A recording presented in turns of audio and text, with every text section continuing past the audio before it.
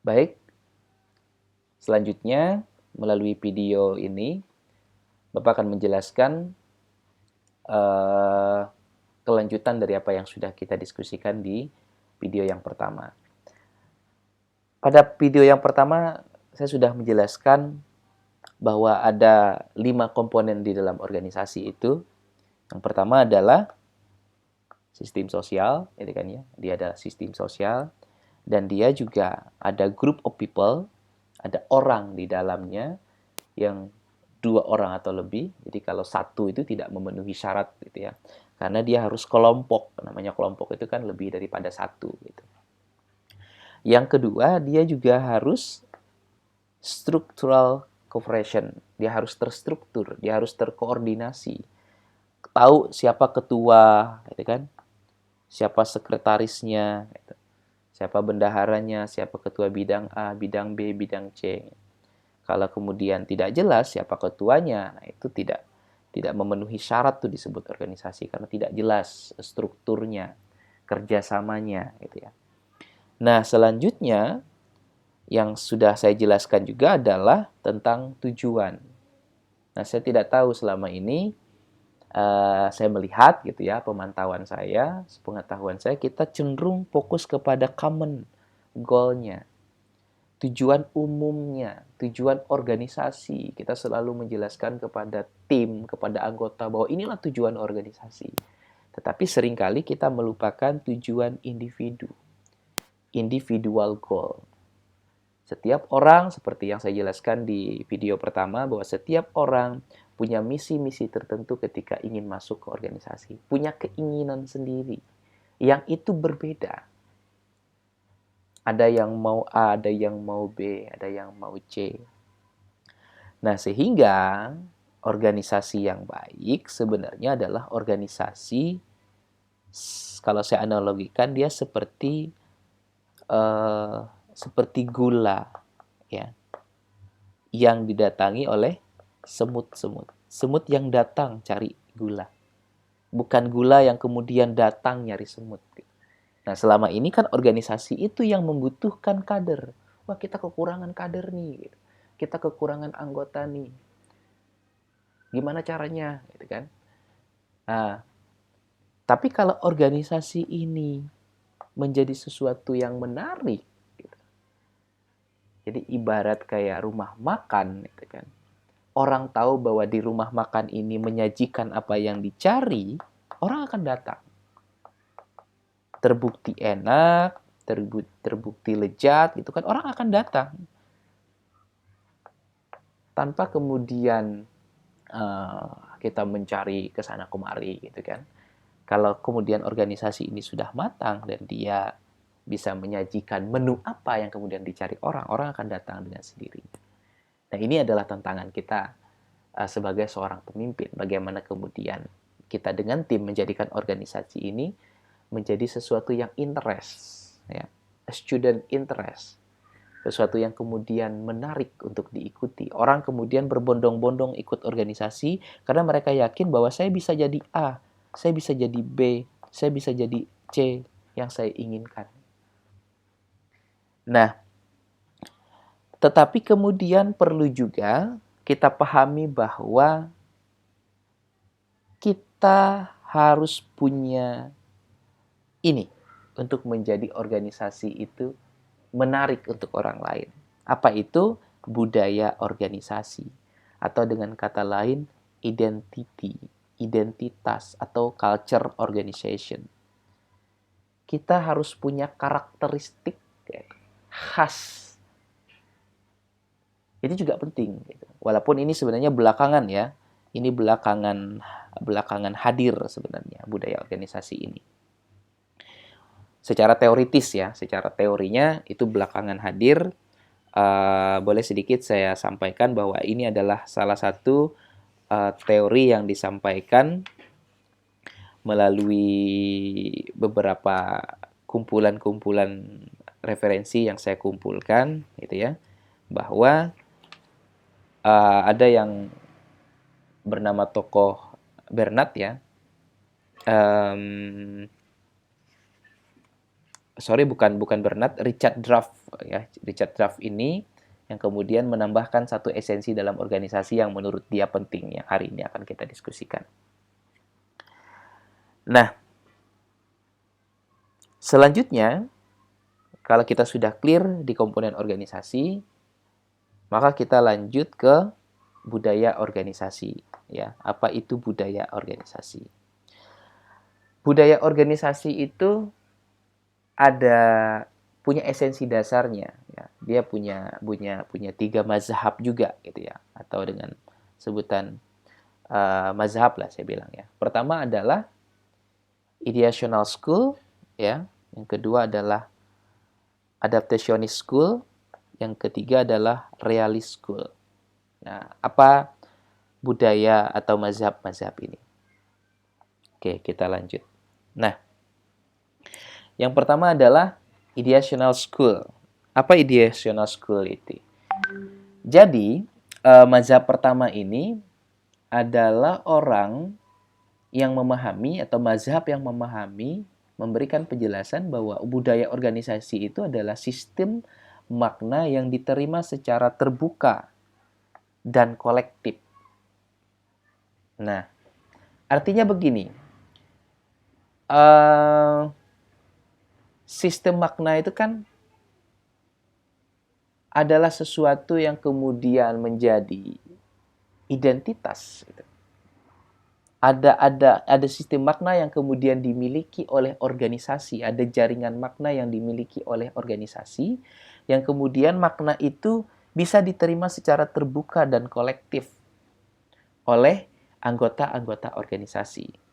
Jadi dalam sistem ini, dalam sistem makna ini diharapkan ya mampu memberikan deskripsi sebuah identitas atau sebuah jati diri yang tentu jati diri sebuah organisasi tersebut terhadap orang-orang yang berada di dalam, tetapi tidak cuma di dalam, tapi juga di luar organisasi dengan proses penafsiran atau interpretasi terhadap nilai-nilai organisasi. Nah, artinya sebelum memberikan gambaran terhadap apa sih identitas atau budaya organisasi itu, sistem makna ini harus bersifat terbuka, diterima secara kolektif sebagai pedoman oleh keseluruhan anggota. Jadi anggota itu paham apa sih makna yang kemudian atau inti ajaran yang kemudian diterapkan atau dipahami dalam sebuah organisasi itu. Itu harus dipahami betul oleh orang yang ada di dalam dan bisa kemudian secara terbuka juga dijelaskan atau secara kolektif dijelaskan kepada orang-orang yang berada di luar organisasi. Sehingga dalam ideational school ini memahami bahwa proses pemaknaan interpretasi tersebut perlu ada proses komunikasi dan internalisasi oleh semua pihak di dalam organisasi. Jadi semua itu paham apa makna yang ada di organisasi itu, sistem makna apa yang kemudian dipegang, nilai-nilai apa saja yang dijunjung di dalam organisasi itu. Oke, yang kedua adalah adaptationist school. Apa adaptationist school itu? Adalah the way we do things around here. Artinya cara kita melakukan sesuatu di lingkungan organisasi. Nah, apa ini maksud dengan ini? Artinya begini, mazhab ini lebih menekankan pada urgensi dalam memahami budaya dari aspek perilakunya, ya, aspek perilaku anggotanya atau perilaku manusianya. Nah, jadi pada dasarnya memang secara sederhana dapat dipahami bahwa kalau mazhab ideational school itu mereka lebih melibatkan budaya organisasi yang dipegang oleh orang-orang di dalam, sedangkan adaptational school itu melibatkan sesuatu yang bersifat bisa diobservasi, bisa dilihat gitu loh. Oleh karena itu mereka fokus adalah apa yang dilakukan. Kalau ini kan sistem maknanya.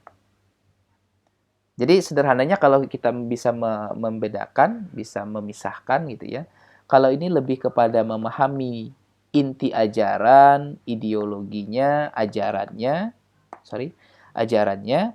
Kalau yang ini lebih kepada aspek doing-nya, perilaku orang-orang yang ada di organisasi. Nah, sedangkan yang ketiga adalah realist school. Dia mengintegrasikan. Jadi menurut dia, budaya organisasi itu tidak bisa hanya dipahami dari pola perilakunya saja yang disampaikan oleh adaptationist school ini. Tetapi juga perlu ada sumber perilaku. Sumber perilaku itu apa? Ajaran-ajaran yang tertulis yang dijelaskan oleh mazhab yang pertama. Jadi realist school ini atau mazhab yang ketiga ini mencoba mengintegrasikan antara ideational school dan adaptationist school. Jadi tidak cuma perilaku yang bisa dilihat sebagai aspek budaya organisasi atau identitas, tetapi juga sumber perilakunya. Ada ajarannya, ada nilai yang kemudian diemban. Gitu. Oke, selanjutnya bicara budaya organisasi, kita tidak cuma bicara tentang asumsi dasarnya, gitu kan? Tidak bicara tentang mazhabnya saja. Tetapi perlu juga kita garis bawahi bahwa ada elemen budaya organisasi, walaupun sebenarnya elemen budaya organisasi ini juga berasal dari mazhab-mazhab ini, ya. Pada dasarnya kurang lebih mereka mazhab ini kemudian mempengaruhi terciptanya elemen budaya organisasi. Nah, apa elemennya? Elemennya ada dua. Yang pertama adalah idealistik, yang kedua adalah behavioral. Ya. Kalau kita paham mazhab tadi, mazhab yang pertama tentang ideational school dan adaptationist school, maka kita juga akan mudah memahami elemen budaya organisasi ini. Yang pertama adalah idealistik. Apa karakteristik dari idealistik itu? Yang pertama, ya mereka kuat dalam dalam ideologi. Jadi ideologinya cukup melekat pada sebuah organisasi dan tidak mudah berubah gitu ya. Tidak mudah berubah. Jadi ideologinya itu kuat walaupun mungkin ada perubahan-perubahan tapi tidak serta-merta begitu saja berubah biasanya.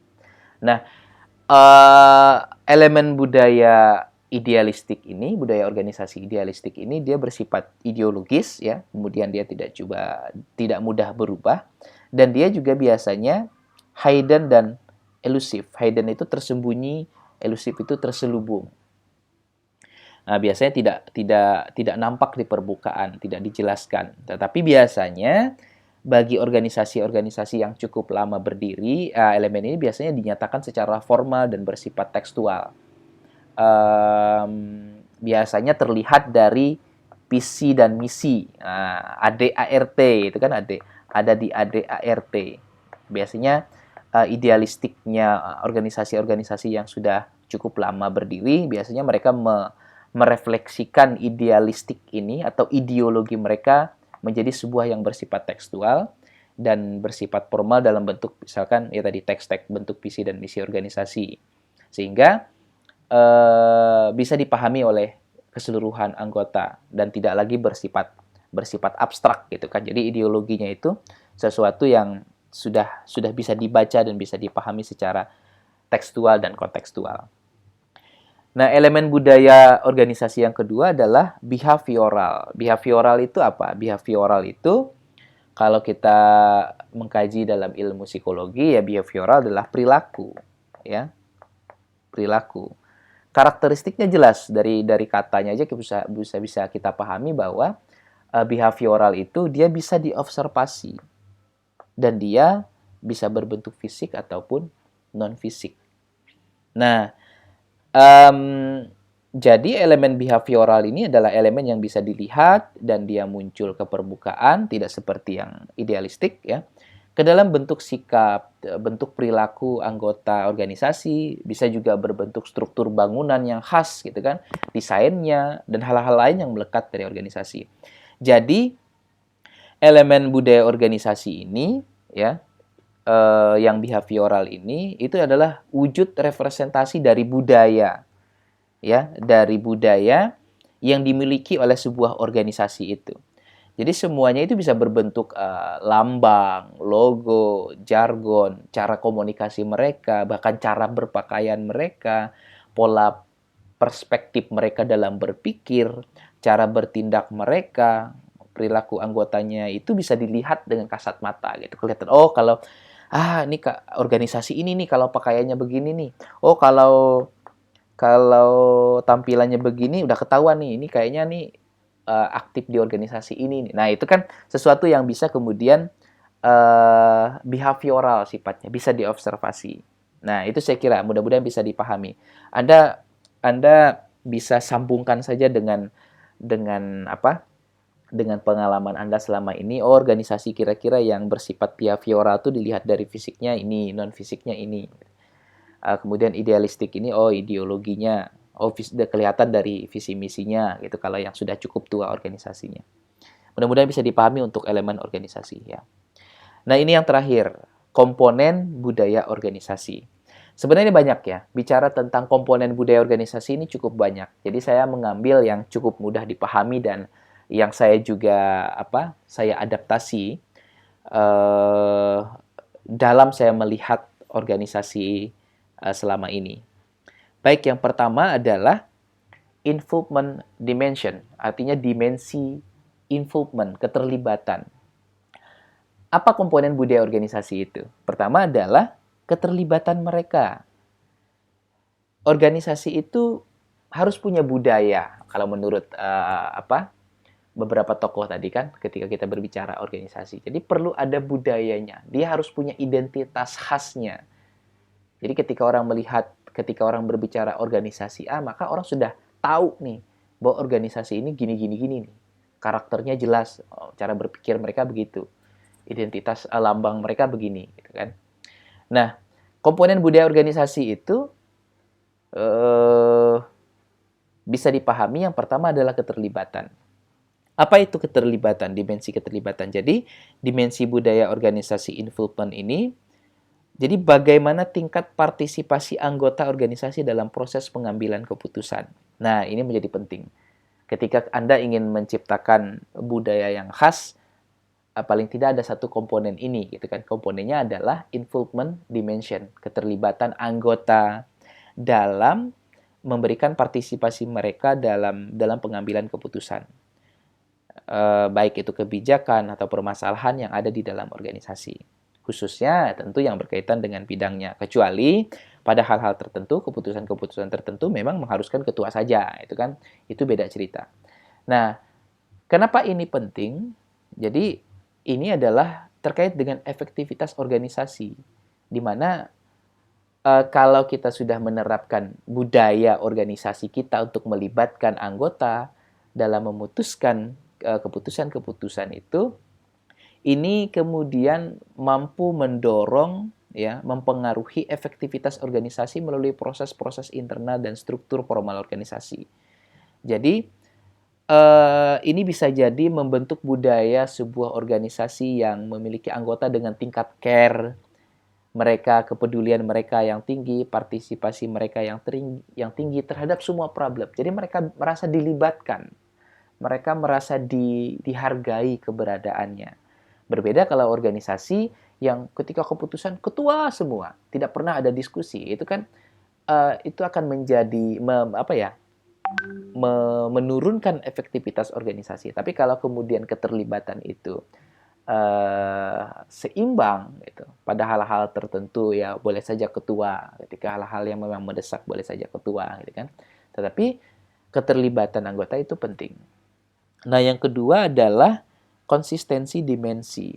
Nah, di dalamnya ada kesepakatan, ada pemahaman, dan ada implementasi. Apa itu konsistensi dimensi? Jadi dimensi budaya organisasi ini yaitu dimensi yang dia menunjukkan bahwa anggota organisasi itu tidak hanya memiliki tingkat kesepakatan saja terhadap dasar-dasar atau nilai-nilai inti dari organisasi, tetapi dia juga paham. Tidak cuma sepakat, tapi dia juga paham. Paham visi misi, paham nilai-nilai yang ada di dalam organisasi, sehingga dia memahami betul tentang posisi yang penting dari nilai-nilai itu dalam merealisasikan tujuan-tujuan organisasi gitu. Nah, yang ketiga, maksud saya masih dalam konsistensi dimensi, selain sepakat, dia juga paham, dia juga mengimplementasikan. Jadi, budaya organisasi yang bagus adalah seluruh anggotanya selain mereka paham, selain mereka sepakat dengan nilai-nilai yang nilai-nilai yang terkandung di dalam organisasi itu, mereka juga mencoba mengintegrasikan secara sederhana apa yang menjadi kesepakatan itu dan apa yang mereka pahami itu terhadap perilaku mereka sehari-hari.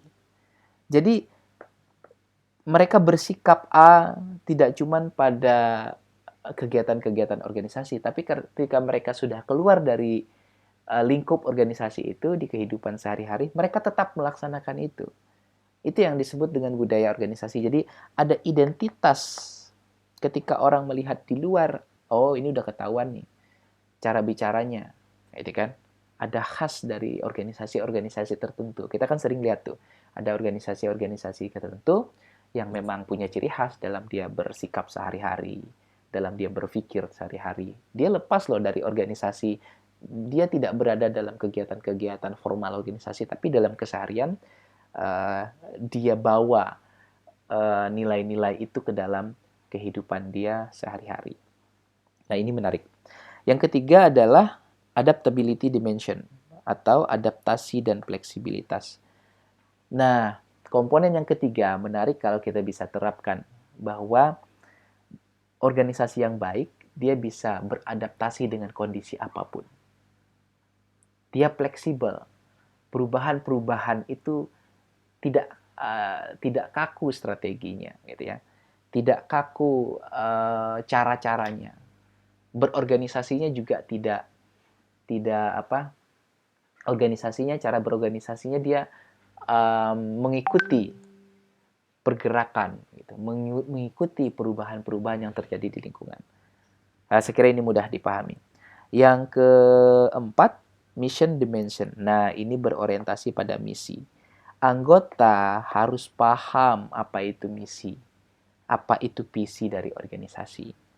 Sehingga kalau mereka mengerti tentang tujuan dari organisasi dan mereka teguh dan fokus pada tujuan-tujuan itu akan menjadi identitas yang khas pada sebuah organisasi tersebut. Oke, tafsirannya banyak gitu ya, bisa kita jelaskan kemanapun gitu.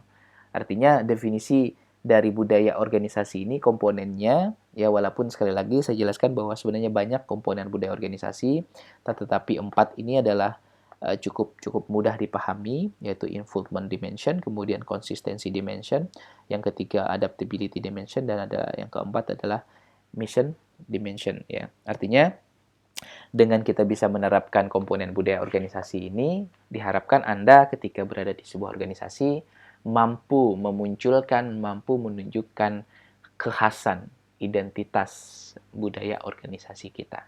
Saya kira itu mudah-mudahan bisa dipahami, ini cukup panjang. Mohon maaf kalau ada kesalahan. Wassalamualaikum warahmatullahi wabarakatuh.